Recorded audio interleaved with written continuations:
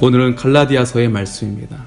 갈라디아서는 로마서와 함께 예수님께서 우리를 구원해 주셨다는 구원에 대해 말씀하고 있습니다. 그래서 구원과 관련된 복음의 진수를 우리에게 전하고 있습니다.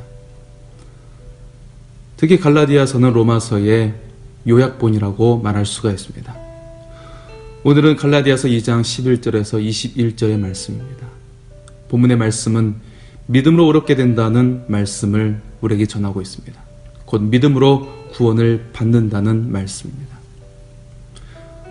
오늘 본문의 시작은 바울이 게바 곧 베드로를 책망한 사건으로 출발하고 있습니다. 한 번은 베드로가 이방인 선교의 기점인 안디옥 교회에서 이방인들과 함께 식사를 하고 있었습니다.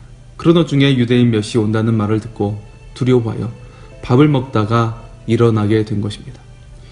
유대인이 온다는 말에 베드로가 식사 자리에서 떠난 것은 유대인의 율법 조항에 이방인과 같이 식사해서는 안 된다는 내용 때문이었습니다. 이러한 모습을 보고 바울은 베드로를 책망한 것입니다.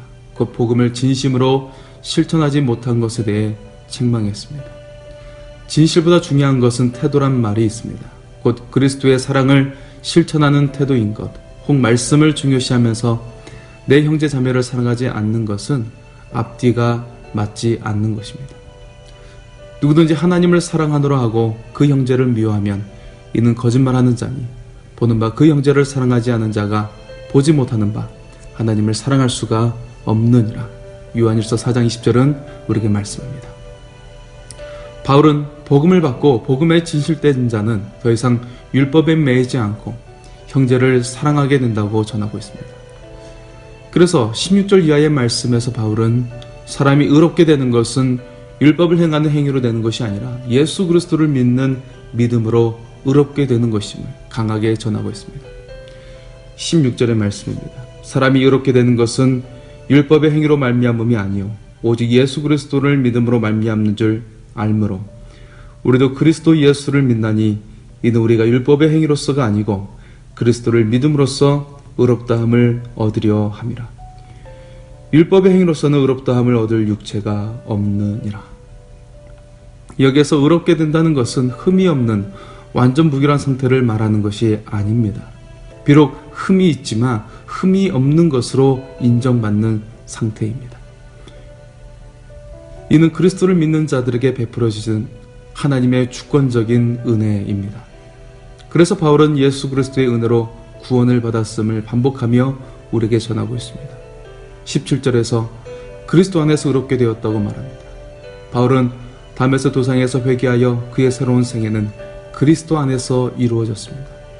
그리스도 안에서란 말은 바울의 서신에서만 164회나 나옵니다.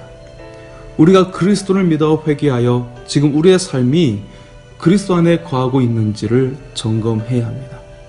우리의 믿음의 여정이 언제나 그리스도 안에 거하기를 소원합니다. 그리고 19절에서 20절에 바울은 율법을 향해 죽고 하나님을 향해 살려 한다고 말하고 있습니다. 그러면서 유명한 고백을 20절에 하고 있습니다.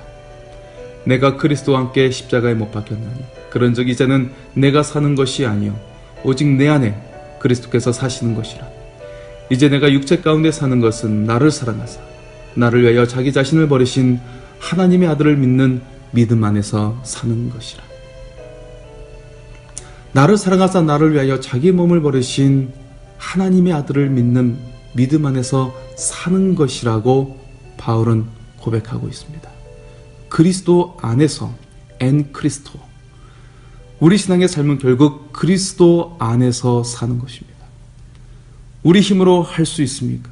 오직 예수 그리스도의 사랑과 은혜로 의롭게 되었고 구원받았고 오직 예수 그리스도로 말미암아 우리가 살 수 있는 것입니다. 그래서 주님은 요한복음 15장에 포도나무의 비유를 말하면서 우리가 예수 그리스도의 포도나무에 다 접붙임을 받은 가지가 되어야 열매를 맺는다고 말씀하고 있습니다. 그러면서 주님은 내 안에 거하라, 내 사랑 안에 거하라. 그리하면 열매를 많이 맺고 우리가 살게 될 것이라고 말씀하십니다. 언제나 주님 안에 거하시길 바랍니다. 그리하여 살게 되고 많은 열매를 맺는 삶이 되시기 바랍니다. 그러면서 바울은 21절에 말합니다. 내가 하나님의 은혜를 패하지 아니하노니 만일 의롭게 되는 것이 율법으로 말미암으면 그리스도께서 헛되이 죽으셨느니라. 율법을 행하여 구원받을 수 있다면 그리스도께서 죽으신 것이 쓸데없다는 것입니다. 우리가 의롭게 되고 구원을 받는 길이 오직 예수 그리스도의 죽으심을 통해서라는 사실입니다.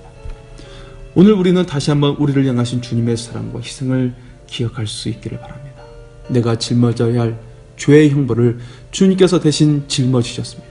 내가 올라가야 할 죄의 십자가를 주님께서 대신 십자가에 못 박히셨습니다. 이처럼 주님께서 십자가에 자기 자신을 버리신 것은 기억하시기 바랍니다. 나를 사랑하사 나를 위하여 죽으셨다라는 것입니다. 그래서 우리의 삶을 어떻게 살아야 하겠습니까? 저를 따라 같이 고백을 했으면 좋겠습니다.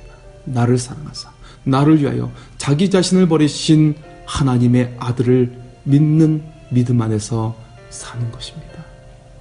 나를 사랑하사 나를 위하여 자기 자신을 버리신 하나님의 아들을 믿는 믿음 안에서 우리가 살아갈 수 있기를 소원합니다. 오늘 우리는 말씀을 통해 깨달음과 신앙의 결단이 있기를 원합니다. 첫째, 말씀의 능력을 믿고 사랑하고 있다면 말씀의 최종 결론인 그리스도의 사랑을 실천하는 것, 곧 내 형제와 자매를 사랑하며 섬길 수 있기를 바랍니다. 두 번째로, 우리가 의롭게 되는 것은 비록 흠이 있지만 흠이 없는 것으로 하나님께서 인정하신 것입니다. 곧 하나님의 크신 사랑으로 의롭게 된 것임을 기억하시기 바랍니다. 그리고 그 사랑에 보답할 수 있기를 바랍니다. 셋째, 다메섹에서 회심한 바울은 그리스도 안에 거하는 신앙을 살려고 했습니다. 우리 삶도 그리스도 안에 거하는 삶을 살 수 있기를 원합니다. 넷째, 이제 내 삶이 내가 아닌 나를 위해 십자가에 대신 못 박히신 그리스도를 대신하는 삶을 살아갈 수 있는 저와 여러분이 되기를 원합니다. 오늘 하루도 그리스도 예수를 대신하여 삶을 살아서 그리스도의 사랑을 실천하고 나의 주어진 일에 최선을 다하여 주 예수님께 영광을 돌리는 삶이 되시기를 바랍니다. 하나님께서 여러분을 사랑하십니다.